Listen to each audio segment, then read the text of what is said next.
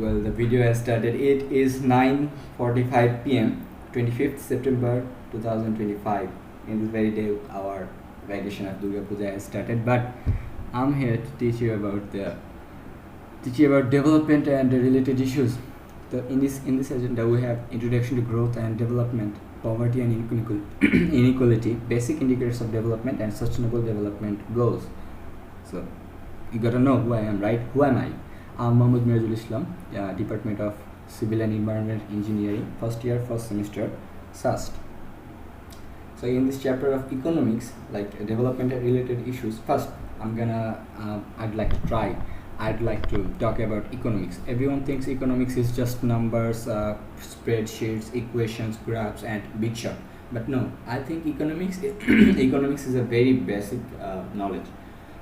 Economics is a very basic knowledge, how our economy works, or how our money works, how we exchange currencies or goods.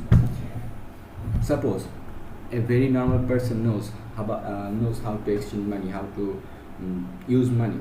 But if you learn about economics, we can say that he knows how money works. He knows about the system. He knows how system works, and money is printed and the money has been inflated. So aside that, I'm not gonna be talking about that today. Today I'm gonna be talking about, like in this 14 agendas, we're gonna be talking about basic indicators of development. So I'm gonna lock in that slide so we can start to that point. Oh, wait, I think my PC is a bit slow, pardon that.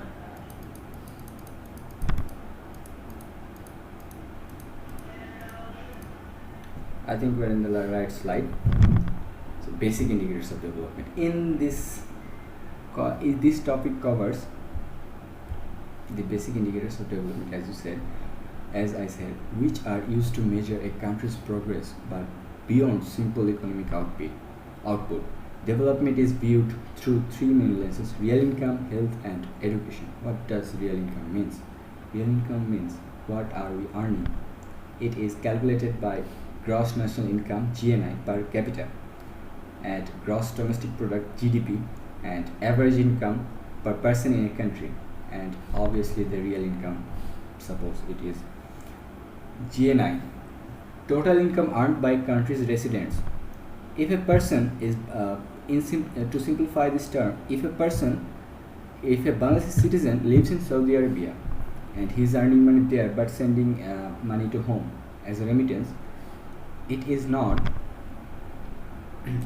calculated in gross national income. It is not calculated in gross national income. It is the income happening inside a country or a functional institution. I think you get it. And in this next very topic, we are going to be learning about gross domestic product (GDP). The total value of goods and services produced within a country, regardless of whether residents or non-residents produce them. I think you are getting my point. I think you are getting my point. I hope you are getting my point. That means if a German citizen comes to Bangladesh and builds up a farm or start up a business and he is earning money there, it is calculated in gross domestic product (GDP). It is calculated in gross domestic product. So suppose there are 10 people. They are earning about total 1 crore in a yearly income. So average income of the person is approximately 10 lakhs per year. So when the 10 lakhs, the average income goes up, we can say that the country is developing, the country is growing. This is the main indicator of a country's development, the indicators of income. After that, we have the indicators of education. Education is obviously a great point and a great opportunity for a country to get developed or to get in the highlighted area. So how we can measure this rate? We can measure this rate by literacy rate, mean years of schooling. That means a person is, suppose the person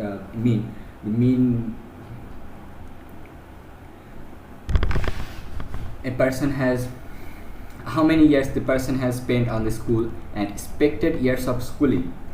So literacy, the fraction of adults estimated or reported to have basic reading and writing abilities. Functional literacy is often lower than reported numbers. That means That means if suppose there are 100 people in a country and the 60 people are literated, that means knows how to read or write, that we can say that literacy rate is about 60%. That is literacy rate. So when the literacy rate goes up, we can say the indicator of the development is going up. Mean years of the schooling. Suppose there are 10 people. The 10 people have completed school in 10 years. So we can say that 10 people, the mean years of schooling of 10 people is 10 years. So when the mean years of schooling is increasing, we can say that the country is developing. Expected years of schooling, what is that? That is a very nice point. That is a very nice point. Expected years of schooling. That means if in my country I'm expecting of schooling of 10 years, and in Japan I'm expecting I'm expected years of schooling is 12 years, we can say that Japan is more developed, obviously, because they are getting more education. They are obviously getting ahead of us. How education is the light of a country. Education is the light of our soul. So that's how. I'm a bit frustrated right now. So the final indicator of health: life expectancy, undernourishment, and high fertility. What is life expectancy? Life expectancy means a person is more likely how many years gonna live if nothing bad occurs to him. Suppose in Japan their life expectancy is 78.8 years, and in Bangladesh it is about 63.5 years. We can say that Japan is more developed than us because they are in great development. They are in better environment.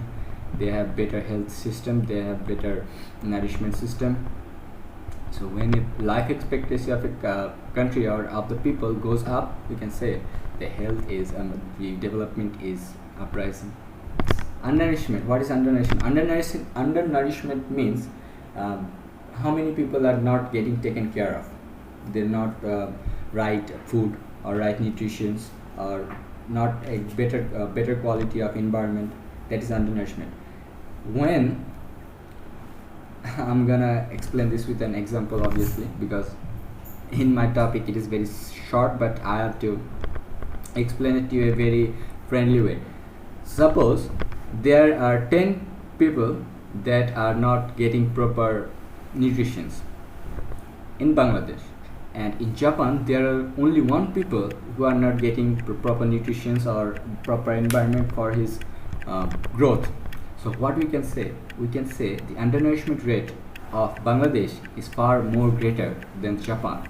In that case, whether the country is the rate of undernourishment goes down, the country is going up in form of development, or we can say is like uprising. And high fertility. What does high fertility means? Birth rate. Can be both cause and consequences of underdevelopment, making the birth rate another basic indicator. Suppose in Dhaka there are approximately 2 crores people living in Dhaka right now. So 2 crores people, so birth rate by high fertility, if the birth rate of the Dhaka goes up like 10% per year, that means it is 2025 and 2026 it's gonna be in Dhaka, it's gonna be 2 crores and 20 lakhs of people. So if a country's if a country birth rate is going up, the country is going down in form of development.